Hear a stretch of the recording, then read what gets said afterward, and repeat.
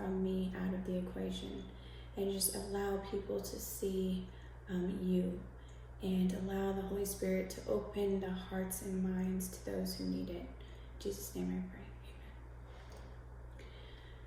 Amen. Okay, so I'm sure a lot of you are wondering, what's going on and what this is all about. And I felt a real strong call from God to, allow people to understand the truth in Him and the truth in His Word.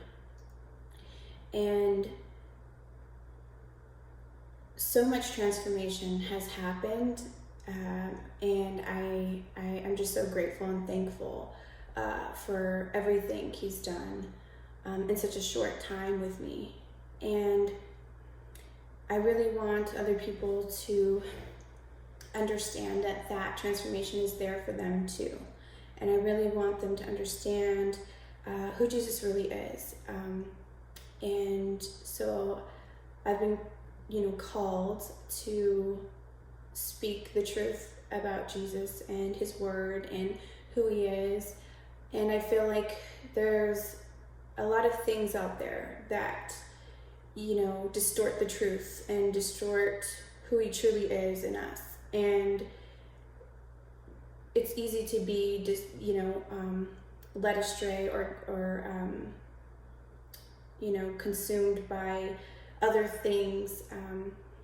And so I just really truly felt it in my heart and in my spirit to do this on His behalf. Because God is so real, and God is so faithful, and God is so loving in so many ways. And I think that we just sometimes neglect to see that. And before I can go into, spreading God's truth, He revealed to me that in order to do this, I had to be truthful with myself, and I had to be truthful with others. And I realized through understanding that I hadn't been, and that I had lied and I had deceived a lot of people, and I had come to this place of just complete ugliness, and I just felt in a lot of the things that I was doing, it just wasn't pure. And so, something came up last year where I got in trouble with work, and I told people, I was the victim, and I lied to a lot of people, and I told them that, there's an injustice there, and completely lied. And the truth was that my integrity was indeed compromised, and I was doing things that I shouldn't have been doing. And I also, I got everything I deserved. At the end of the day, I got everything I deserved, and it was nobody's fault but mine. But, yet people trusted me to tell them the truth. And people, gave me the benefit of the doubt a lot of times. And I misled people, and I deceived people, and more importantly, I deceived myself and who I was. And that's been really tough. That was a really tough transition to really completely understand. Because in order to be truthful with other people, I feel like you kind of have to be truthful with yourself, and I just wasn't. And I realized that when, I've always known, when I first accepted Jesus Christ into my heart, I was 19 years old. I'm now 32. So a lot of time has passed, and a lot of, that journey with God has changed throughout the years. But for the first time, I'm looking at things from his perspective, from his view, from his eyes. I was ashamed. I'll be completely honest with you. I was ashamed to be a Christian. I was ashamed to, if somebody asked me, are you a Christian, or what do you believe, or where's your faith or your morals, I would say, yeah, I'm a Christian. I would never deny it, but the truth was I wasn't living it. I wasn't completely submitting myself to being a Christian and walking with God in my life. And I would just put him to the side, and I would put him on the back burner and kind of pull him out when it was convenient for me, and when it was convenient for me, and when it was convenient for my situation. If I needed to feel better, or if I needed to, church on Sundays, when it was comfortable for me. And I never pushed myself to really follow Jesus in a way where when it was uncomfortable, I would pull back a lot of the times. For instance, if I was in a room with a lot of unbelievers, I would never take the stance that I knew was right, and kind of just fall into the background and just not want to be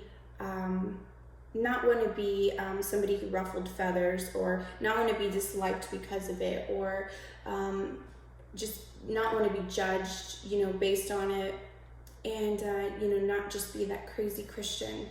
And I just had in my head, and so I pushed it aside, and so for a really long time, I was just kind of doing my own thing, but slapping Christian on it. And I was led in a lot of different places that I knew I shouldn't have been.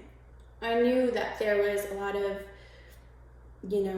things that I was going into and doing, and I knew it wasn't God's purpose for me or his plan for me, but yet my purpose and my desire outweighed what I thought God wanted for me. And I was kind of in the driver's seat of my own life, and I was just going through the motions and kind of self-destructing in different ways. And I knew there was this battle within myself, and I knew that my flesh and my spirit were just at odds. And I could feel it inside, and I knew I was different, and I understood, because I already know God. You see, I had those goggles. He had revealed himself to me before. And so to deny God, there's a real conviction when you already know him. When you're not really in relationship with Jesus, and when you don't really understand, there's not a whole lot of conviction that you feel in certain things, because you still haven't accepted Christ into your heart. And so I knew him already going into a lot of these things, but yet I denied him over and over again, and that was just really hard. So the purpose of this video is not to it's not like an apology video, or it's not something for me to say to make myself feel better or to sleep better at night. Because I now, I've been sleeping fine. I've been okay because I gave it to God, and he's healed me from that. And he's taken the shame away from it, and he's taken the burden that I felt and the guilt that I felt away from that. And it's just been truly amazing to see what he can do in your life, and just the real transformation that happens. And so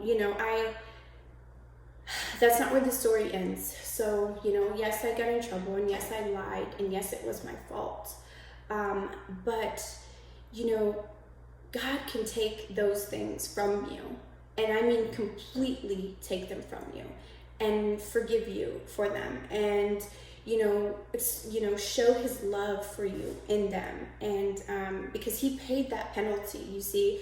So when we sin, when we go outside of God, and when we do things that we know we shouldn't have, and we're just living a life away from, outside of God, and not walking in his ways, he died on the cross for that.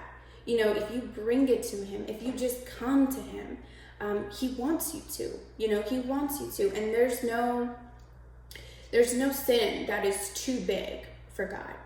There's no sin that is too big for the price that Jesus paid on that cross. You can't, maybe you're thinking, well, I would, never sin like that, or that's not the type of sin that I have. You have no idea what I have. It doesn't matter, because he died for your sin too, and you can't, be too bad for, out bad Jesus. You can't, go above the mercy and the grace and the forgiveness that he has for his children. You can't outdo him in any way. So nobody's too far gone, and it doesn't matter what you're struggling with or what your sin is. He's always there, and he's always ready. And I've understood that he's just waiting for you to turn to him. And when I finally got the chance to turn to him, and when I finally made that decision to, just completely submit myself to him, I understood at that point that he didn't just want half of me. You see, like, he wanted everything of me. He wanted me to put down it all, lay it all down there. And I was trying to have one leg in, one leg out, and just kind of,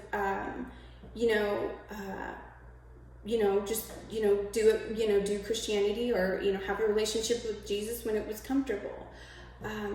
But that's not what it's meant for. That's not what he desires. He desires all of you and the full you.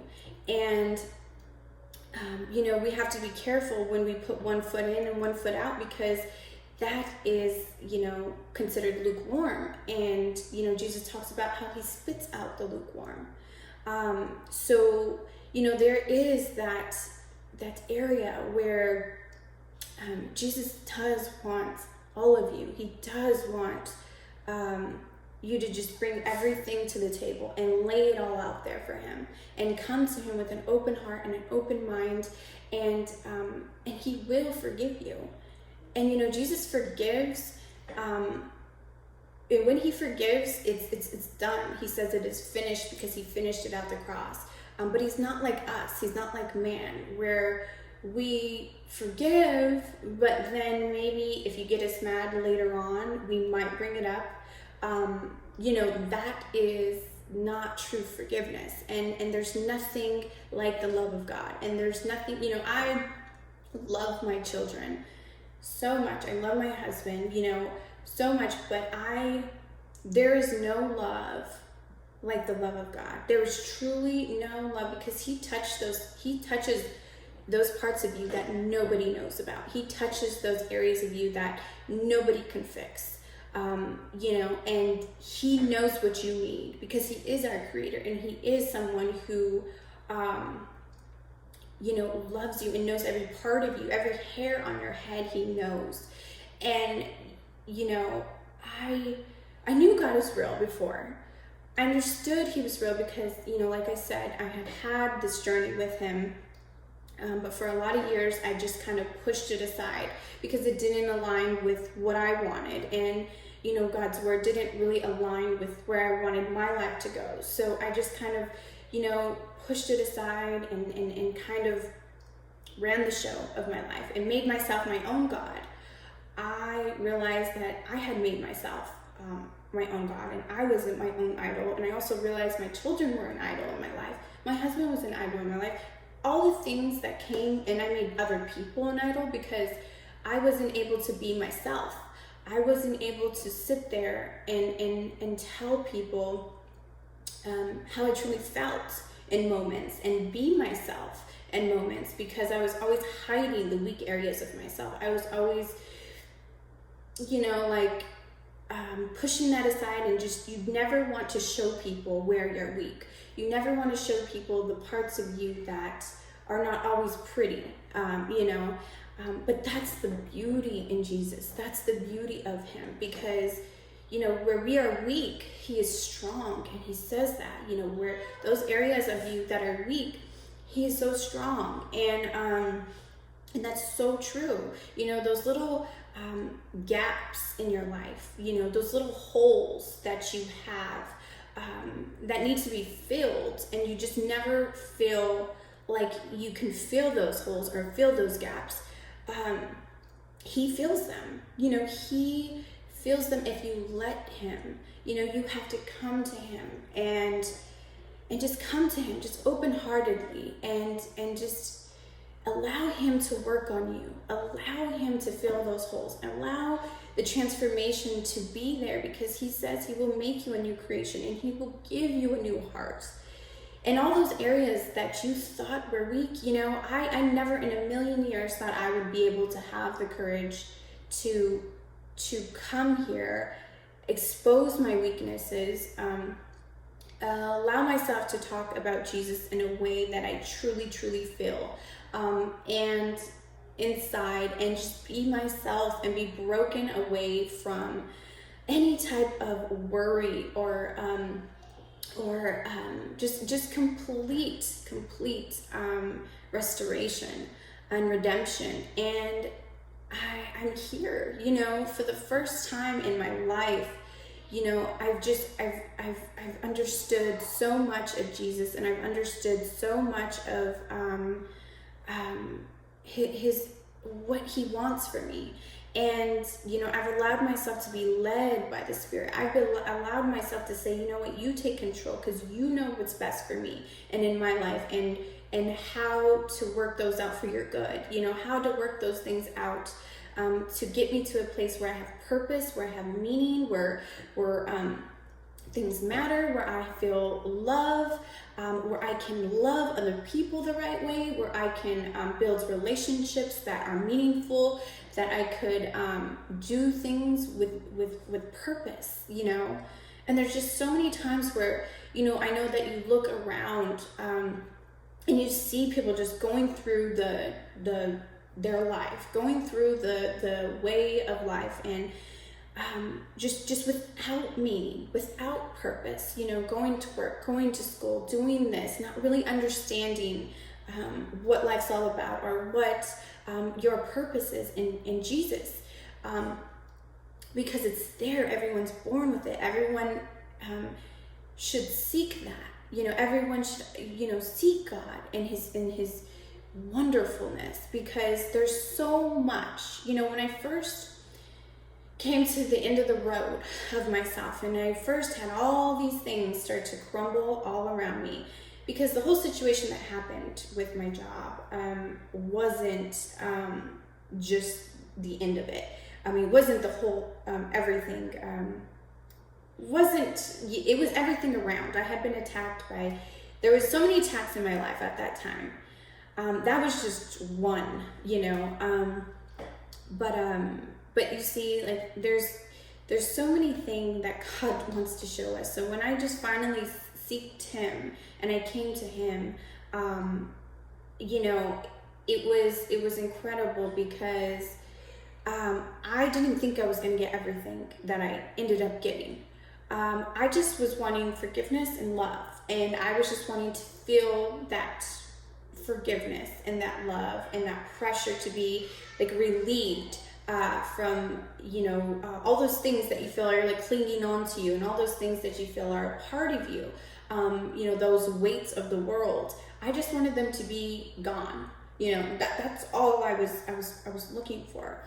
But the more that I seeked him, and the more that my heart was just open to him and understanding what he's truly about, like, who is Jesus really, and what does he want for us, and what is he all about, and what is his word, what does he say in his word, and things like that. All of the pieces of the puzzle started to like come together, and it started to create a picture, and it started to make sense, and things, all these areas, different areas of myself, completely started to come together, and I started to understand things in ways I've never I've never thought possible.